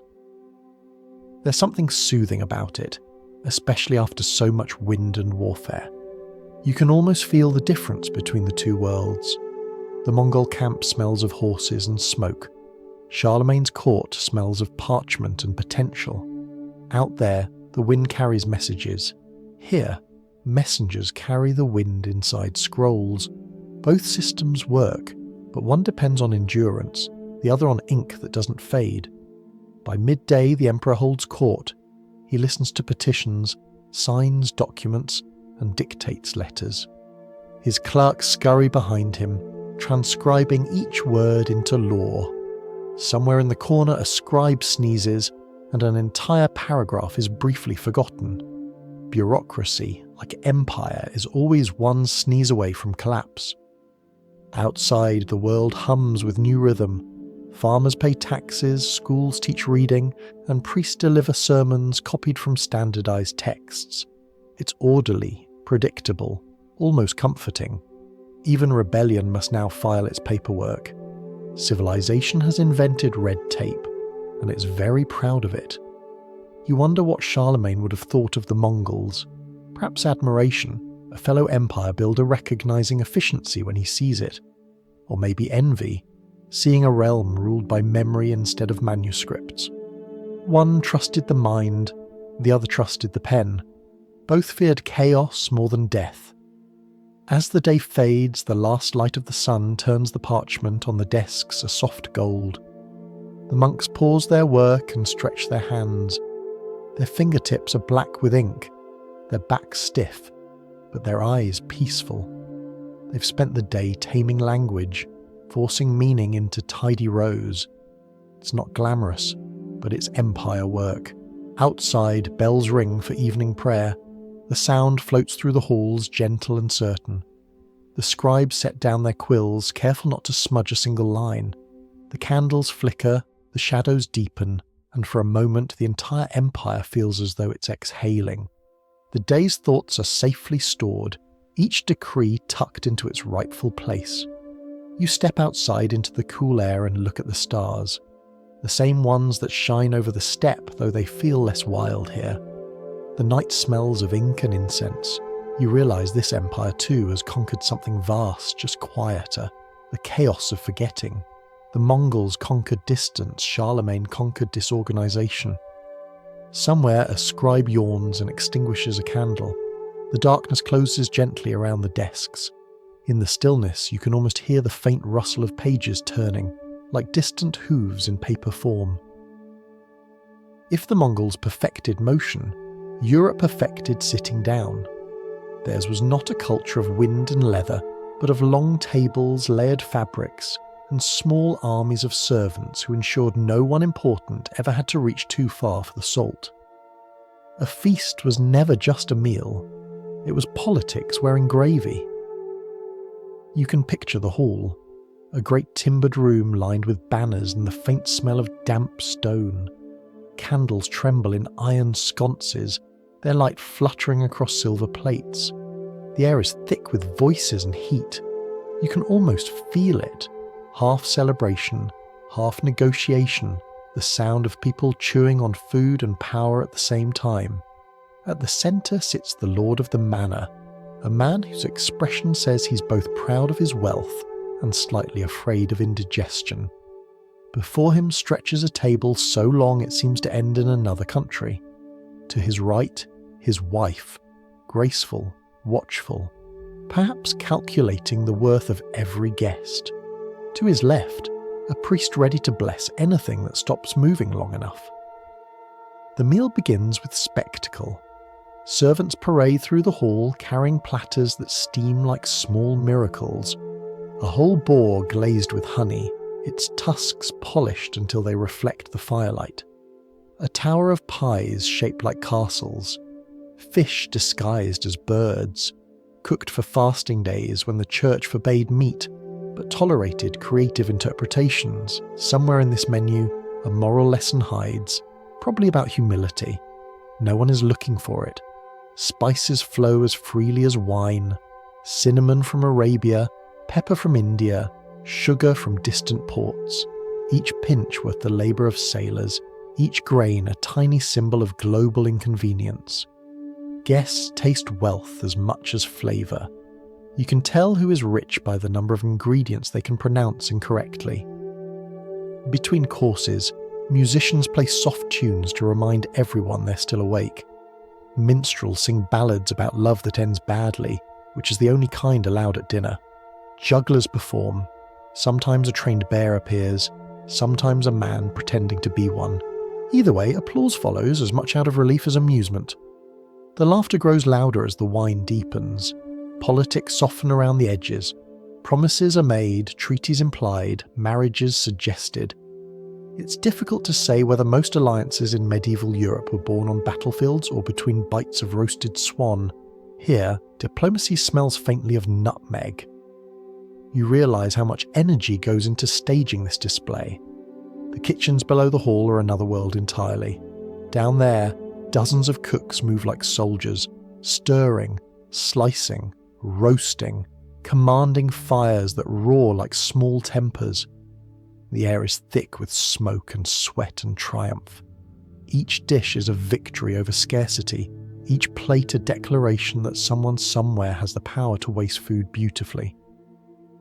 A servant passes by, balancing a silver platter piled high with sugared fruit. You catch a glimpse of his face, focused, invisible, exhausted. He'll never taste what he carries. In this empire of appetite, hierarchy is served hot. The people who prepare the meal vanish into its aroma. And then, just when gluttony reaches a sacred peak, the priest raises a hand. It's time for a fast day. Everyone sighs, then obediently replaces meat with fish, or things pretending to be fish. Monks across the land invent entire subgenres of seafood confusion. Dough shaped like trout, beans shaped like eels, and something called mock beaver tail, which, thankfully, remains rare. The guests pretend to enjoy the lighter fare. They discuss virtue between sips of almond milk and whispers about whose roast goose was better last winter. The performance of restraint becomes as important as the indulgence itself. Here, moderation is a luxury too. Etiquette governs everything. How to sit, how to sip, how to pretend you're not impressed. Each gesture is a coded message about rank. The higher your status, the slower you eat. Knives are personal possessions. Everyone brings their own. Forks are still suspiciously foreign and cups are shared. It's a dinner party balanced delicately between refinement and bacteria. Somewhere near the middle of the table, a jester tells a joke about the church's rules for fasting. Everyone laughs carefully, watching the priest's face to know when it's safe to finish. Laughter, like wine, is poured by permission. As the final course arrives, a sugar sculpture shaped like a castle, complete with banners, you feel the shift in the room. The feast is winding down, but its real purpose is just beginning. Servants clear dishes while messengers carry notes between guests. Marriages will be arranged tomorrow based on who shared which pie tonight. The leftovers are gathered for the poor, though not before the Lord's dogs have their own small banquet. Even charity here has a seating plan. By the time the candles burn low, the hall smells of smoke, wine, and triumph. Some guests nod off at the table, others continue polite arguments disguised as toasts.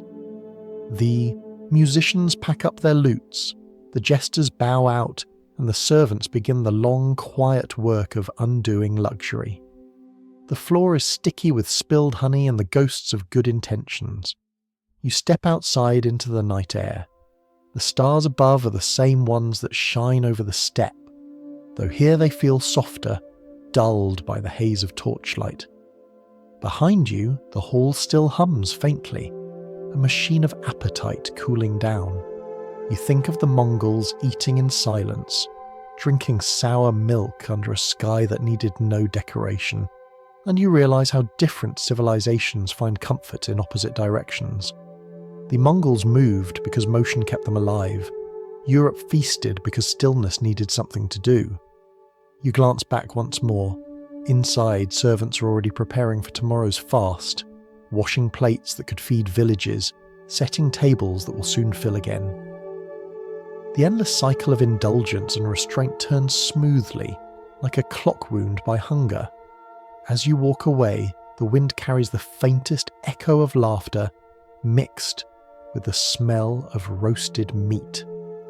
The feast, for all its splendour, is just another way to remind people they're still mortal and still pretending not to be. Compared to this, you think, fermented mare's milk feels refreshingly honest. The sea has its own version of the steppe. It stretches just as far, changes moods just as quickly, and keeps the same habit of pretending to be empty. In the year when most of Europe was still trying to decide what counted as a proper meal, a handful of Norse sailors decided to sail past the end of the world just to see if the rumours were true. Leif Erikson, son of Eric the Red, sets out from Greenland with a small crew, a longship, and a great deal of curiosity disguised as confidence. The wind smells of salt and risk. The men laugh loudly, because laughter is cheaper than courage. Behind them lies a world of farms and feuds, ahead only mist. Somewhere in between floats the idea that discovery might be worth the hangover. The ship itself is simple, a long wooden hull with a dragon carved at the bow, because intimidation always travels faster when painted. The sail catches the northern wind, puffing out like the chest of a storyteller about to exaggerate. Beneath their boots, the deck groans softly. The sea is calm for now, which the sailors take as proof that they are blessed. The sea, of course, is only waiting for better timing. Days stretch out like waves. The sun disappears behind grey clouds, the horizon turning into a slow-moving rumour. They sleep under wet blankets, eat dried fish, and trade insults as a form of entertainment. Navigation is performed by instinct, stars, and memory, the ancient art of guessing politely. When the fog thickens, they steer by taste, or at least by confidence that tastes the same. Then one morning the lookout shouts, ahead lies land, soft green hills rising from the sea like the world remembering to breathe. They name it Vinland because they find grapes, or something that looks enough like grapes to justify the story later. The shore smells of pine and unfamiliar flowers. The soil is rich, the air warmer than expected. It feels like a paradise someone forgot to guard. They build a small camp, chop wood, and argue about what to call the local animals. For a few weeks they live well, hunting, fishing, drying meat, and congratulating themselves on having found the new world without meaning to. But soon the novelty wears off. The days grow shorter, the nights colder, and the wine tastes less miraculous when it's mixed with homesickness. The locals, quiet at first, begin to appear at the edge of the forest. They watch the strangers with polite confusion. The Norsemen wave, trade trinkets, and probably make cultural mistakes immediately. Misunderstandings bloom faster than friendships. After a brief skirmish over something as small as a misplaced axe or a bad translation, the settlers realize the obvious truth of exploration. Every paradise is already occupied. Winter presses in. The wind turns sharp, the sea growls louder. The men begin to count the days backward. Fires burn longer, tempers shorter. One morning a storm tears through their camp, snapping the roof beams like twigs. They rebuild half-heartedly, arguing whether this new land is a blessing or a very elaborate joke. Leif walks the beach alone, staring at the horizon. He knows he's standing at the edge of the known world. Behind him, his crew is already talking about going home. Ahead, the ocean keeps pretending to be patient. Discovery, he realizes, is just another word for loneliness with better marketing. By spring, they've had enough. They pack their ship, fill the hull with timber and memories, and sail back toward the grey familiarity of Greenland. The voyage home is rough. The sea reminds them who's in charge. But eventually the coastline of home appears, rough and welcoming. When they tell their story, no one believes them at first. A new world with grapes and soft air. It sounds suspiciously like bragging. In time, though, the story spreads. Other captains dream of repeating it, improving it, maybe profiting from it. Most fail. The sea keeps its secrets, the shore its silence. Leif doesn't mind. He's content to stay home, build a small church and live quietly, which for a Viking counts as sainthood. Centuries later, people will look back and call him the first European to reach America, though he never called it that, and he didn't stay long enough to deserve the title. His discovery becomes one of those historical footnotes that feels too humble for how grand it sounds. He didn't conquer or colonize. He simply looked, admired, and turned around. You stand on that same imagined shore now, the waves sighing against the rocks, the gulls circling above. The air is crisp, smelling of salt and pine.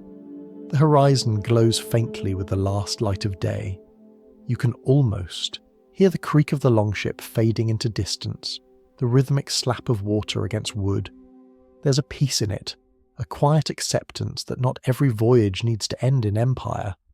Compared to the Mongols, these sailors seem almost modest. Where one empire galloped across continents, the other tiptoed into the unknown and politely left again. And yet both shared the same curiosity, the desire to see what lies beyond the next line on the map. Some people expand borders, others simply test whether the world still fits. As night falls, the stars appear, sharp and cold. The same constellations that guided Leif home still hang above, indifferent and eternal. You wonder how many explorers looked up at those same lights, feeling both proud and small. The wind carries a faint echo of the ocean, a reminder that discovery often sounds like solitude. You close your eyes and imagine the longship vanishing into the horizon, leaving behind nothing but footprints in sand and a story that will grow grander each time it's told. In the end, Leif Erikson didn't bring back gold, or power, or even proof. He brought back perspective, that the world is larger than ambition and smaller than arrogance. And as you listen to the waves whisper against the shore, you can't help but think that sometimes the bravest thing a traveller can do is go home. The night on the steppe begins slowly, as though the world itself is taking a deep breath. The last colour drains from the grass until everything turns the same shade of quiet. Fires bloom across the camp in small circles of gold, each one a miniature sun holding its ground against the dark. The wind, always busy during the day, grows more polite now. It moves softly between the tents, lifting the edges of felt, whispering news from one fire to the next. You sit outside your yurt, wrapped in a coat that still smells faintly of smoke and milk. The air is sharp enough to taste. It feels ancient, as though it remembers every conversation that ever took place under it. Above you, the sky unfolds, so wide that the stars look like holes punched in eternity. Some nights, it's hard to tell where the heavens end and the empire begins. Somewhere nearby, a horse snorts in its sleep. Its breath drifts into the air as a small cloud and vanishes, absorbed by the night. From another direction comes the faint hum of a lullaby, sung by a woman whose voice could be mistaken for warmth itself. A baby cries once, then quiets. The empire keeps its peace through rhythm, not silence. Even rest, here, happens on schedule. You glance toward the distant glow of Karakorum, the capital that moves even when it stands still. It's not a city in the usual sense. It's a conversation between nomads and permanents. A place made of wood, stone, and compromise. By day, it rings with the sounds of merchants and metalwork. By night, it hums softly, a hive of sleeping diplomacy. Smoke from 100 fires rises together, curling into the same sky that hangs over every other corner of the empire. A courier rides through the camp, his silhouette small against the firelight. He's carrying messages sealed with wax, each one destined for another corner of the world.